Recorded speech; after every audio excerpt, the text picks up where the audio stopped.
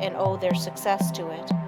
A doctor thinks over the symptoms of his patient, waits, listens for the inspiration, though quite unconscious perhaps of doing so.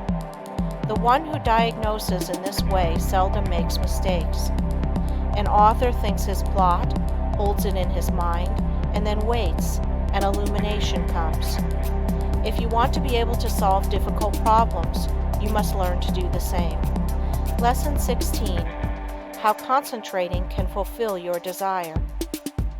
It is a spiritual law that the desire to do necessarily implies the ability to do. You have all read of Aladdin's lamp, which accomplished such wonderful things.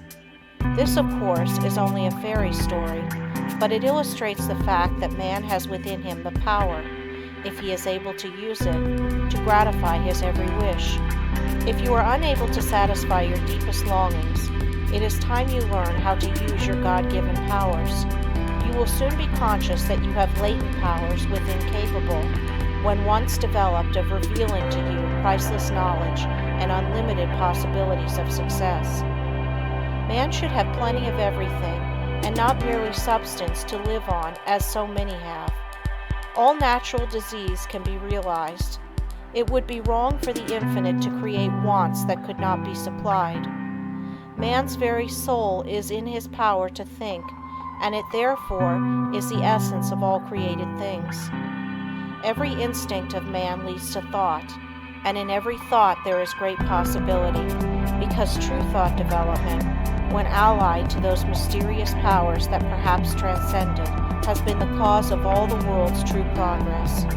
In the silence we become conscious of that something which transcends thought, and which uses thought as a medium for expression. Many have glimpses of that something, but few ever reach the state where the mind is steady enough to fathom these depths. Silent, concentrated thought is more potent than spoken words, for speech distracts from the focusing power of the mind by drawing more and more attention to the without. Man must learn more and more to depend on himself, to seek more for the infinite within. It is from this source alone that he ever gains the power to solve his practical difficulties. No one should give up when there is always the resources of infinity.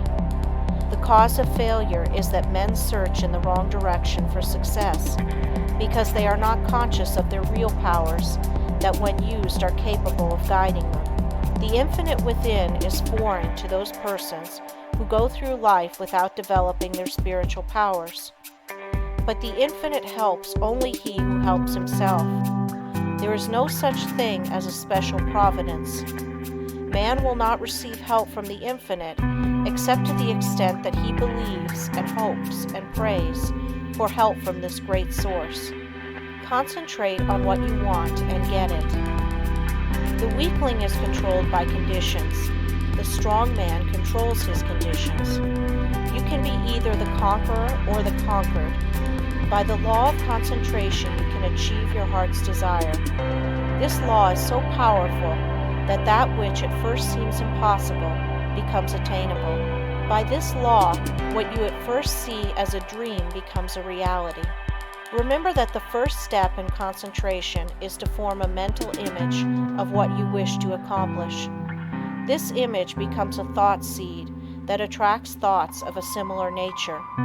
Around this thought, when it is once planted in the imagination or creative region of the mind, you group or build associated thoughts which continue to grow as long as your desire is keen enough to compel close concentration. Form the habit of thinking of something you wish to accomplish for 5 minutes each day.